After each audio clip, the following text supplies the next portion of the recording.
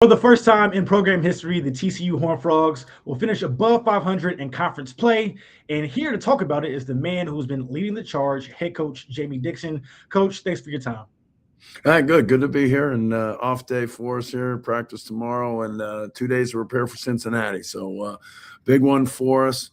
It's been a battle. We've had an interesting season, but we're getting better, playing good basketball right now. And we've had a lot of good years. I've been in the tournament in 3 of the last 4, and looking to make this 4 out of 5. So tough league.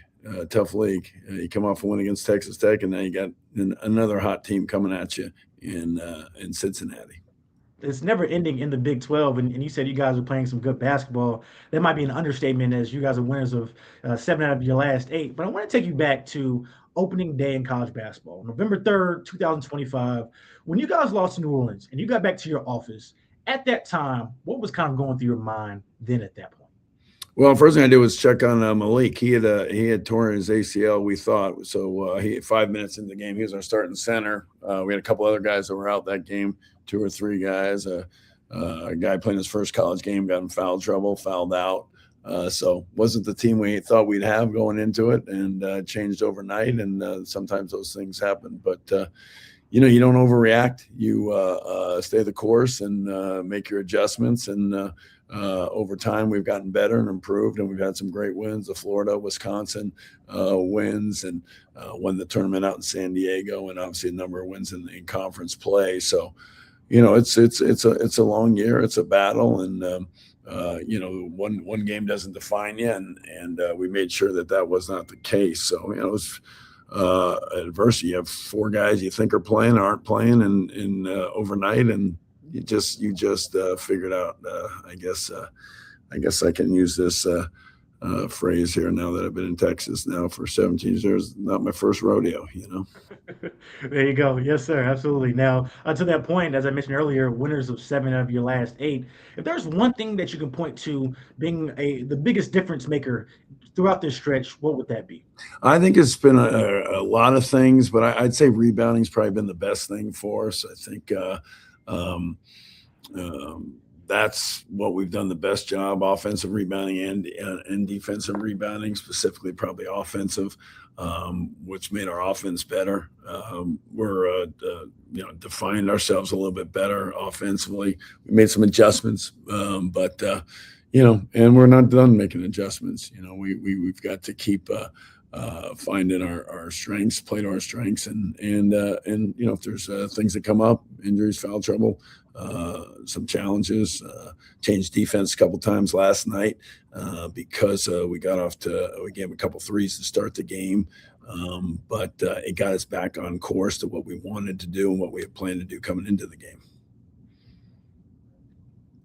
You mentioned earlier about how tough the Big 12 is, and I was noticing, at the top of the league, whether it was Arizona or Kansas or even Houston, people would talk about how difficult their schedule was and how tough their stretches were.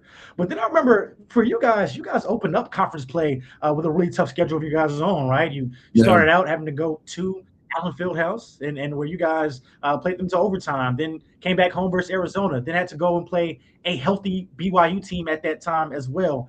As you were going through that stretch, how did that make you better as a coach? Well, again, you don't panic. I mean, you know the schedule and you know where it's at. Some point, like you said, it's going to be front loaded, it's going to be back loaded, it's going to be in the middle. I mean, I don't want to use the same phrase, but I've spent my entire career as a head coach in the best conference in the country, arguably, but pretty consistently, whether it be the Big East when it was at its best and they're making the 30 for 30s on it, or the ACC when Syracuse, Pitt, Louisville, and Notre Dame went over there, and all of a sudden the big ACC became the best. And just as I came here, the Big 12 was trending up, and then we got a lot better, and then all of a sudden Tech's getting better, and Baylor's getting better, and so and then let's go at an Arizona and a Houston, and Good luck. and the best football teams go somewhere else, and we had these teams, Cincinnati, these powers and historic powers, and so you know what, you just got to know that It's not going to be easy. You're going to hit some. You're going to have some stretches. You're going to lose some games, and we're certainly not the historical power of some of those names that were the blue bloods I mentioned, but you keep battling, you keep fighting, you make the best of the situation you've given, and you don't blame, you don't point the finger, and you stay the course with some adjustments, and so I think that's what we've done, and you get an injury. I mean, your starting center tears ACL 5 minutes in the you got to figure things out, and we get some foul trouble, and we lose a big kid and another big kid, and start a conference play, and now he's back with us, and you just um, I've been through it. It's never easy. Sometimes you may make it look a little easier than it is, but it never is. And so we're where we're at today. And with that said, we're feeling good, but you can't feel good too long because we got Cincinnati, who's playing really good basketball, coming up on Saturday at 1 o'clock. As somebody who has seen a lot of basketball over the years, even as you mentioned, going back to Big East play, where does this year, as far as the Big 12 rank, as far as difficulty within the league? Well, I mean, compared to what the Big 12 in the past, or the other Well, leagues just I've from been your in, time as a coach, or the coaching in NBA, which general. one is it? So within your time coaching in college. Um, in the league, I would say it's different now. I mean, one of the things that was so unique about us was the round robin. I mean, that's what made the league so hard and made Kansas. I would say Kansas, the best team would always win in this league, which was Kansas, had the best players for the years here, and the best coach. But they had a lot of advantages. But then you're playing a round robin, so you're not going to be defined by the schedule. Who had the easiest schedule? Who had the schedule? So it was you generally had it. Now you got a situation where who you play twice isn't as much because you're only playing three teams. But it's I always point to the football where you figure out a league champion, you don't play half the teams. I mean, like what how you doing that? And so it's all who you get scheduled with. But this one's um, you got played three teams twice.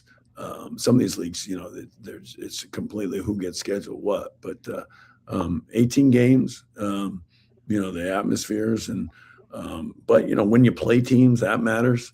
You mentioned it earlier with a healthy BYU, or we got Texas Tech without their best player Toppin, but they were playing good. They just beat Iowa State at Iowa State without him. So who knows? You see certain teams that play a little better when they lose a guy. Um, but right now we're playing really good basketball, and I can't uh, judge the league on a whole right now. It's so big now to 16 teams. Who you saw in January.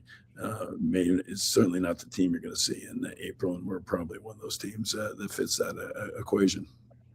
Oh, that's certainly fair. I always kind of hear people talk about the talent within the Big 12, all these great players from the freshmen, even to the upperclassmen. But one thing that I always find interesting is the level of coaching, right? You have, future Hall of Famer Bill Self, Hall of Famer Bill Self, or a future Hall of Famer and Yeah. Kelvin Sampson. I can go on and on, yourself included, as one of those great coaches. I'm curious, as the competitor in Coach Jamie Dixon, how much do you enjoy just, competing against so many great basketball minds within the conference?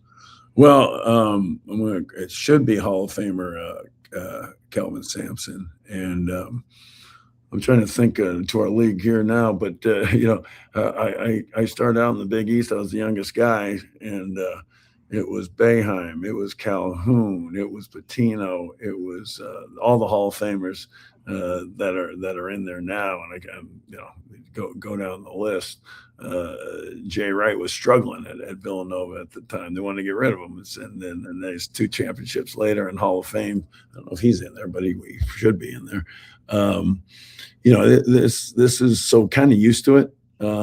Great coaches, and this league I think is why generally if um, you're going to have great coaches if and usually it's because the program's so good you can attract the good coach, and so that's generally what you see here. I mean, Arizona's just kept going. They had Yeah. Tommy Lloyd, and he's winning the league with a roster that's I mean, extremely talented. I thought by far the best team we played and seen all year. And obviously, we've played Florida, we've played Wisconsin, we played Michigan. We played some people in the non-conference too now, and so this conference is there's a variety of reasons. The tradition is there. They're making getting the right guy to run the programs, and this is a basketball league. I mean, teams left this conference because of their football uh, um, relevance and where they wanted to be. But we ended up getting the best basketball teams because of it. So um, don't know if it was by design. I say we accidentally fell upon the best basketball conference in the country. Yes, sir. As we round home here, this time next week, the Big 12 will announce their conference honors. And one of the races that I think is really interesting is newcomer of the year. Of course, you've seen all these players, whether it's Stevens Folks, who's leading the Knights potentially back to the NCAA tournament for the first time in a while. You have Melvin Council Jr., the heart and soul of Kansas. I can go on Cameron Carr, who's having a great individual season there at Baylor. But another name that, of course, deserves some love is Xavier Edmonds. As the coach of his, for voters out there, why should he be the newcomer of the year? What value did he bring to your program this season? Well, it's funny. I don't think of him as a newcomer because we recruited for about 4 years. So he almost came here out of high school. We had a COVID transcript, which some classes were not didn't have a year there that didn't fit.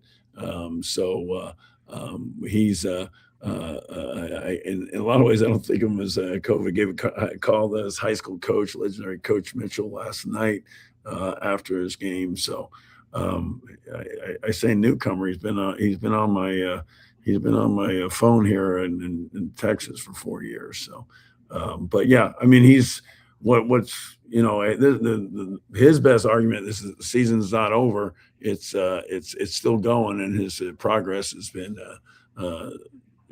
tremendous and on the upswing and in every facet of the game. I mean, defense, rebounding, offensively. Um, Even he set a career high for turnovers last night with 6. So I gave him a hard time this morning about that. So, but everything is trending up. We just got to get the turnover number down a little bit. But what he's done last game, the game before was his best game he's played this year at Kansas State. He did everything right, and maybe his numbers weren't as good, but he was defensively really good, offensively very efficient, and changed the game more so with his defense than anything. Yeah, so last one for me.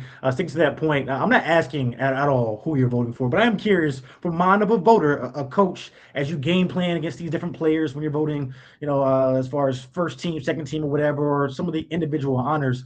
What do you value when you go and you submit that in general? What do you value when you put in your votes?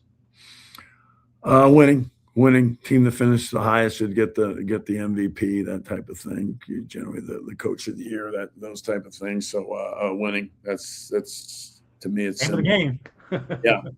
To me it's simple, and maybe somebody. I do like the guy that kind of showed improvement or is a surprise. I think I probably give a little more value to that. But winning and how they make their teammates, if they make teammates better. So I think at the end of the day, if you're going to pick a most valuable player, that's the team that's won the most games.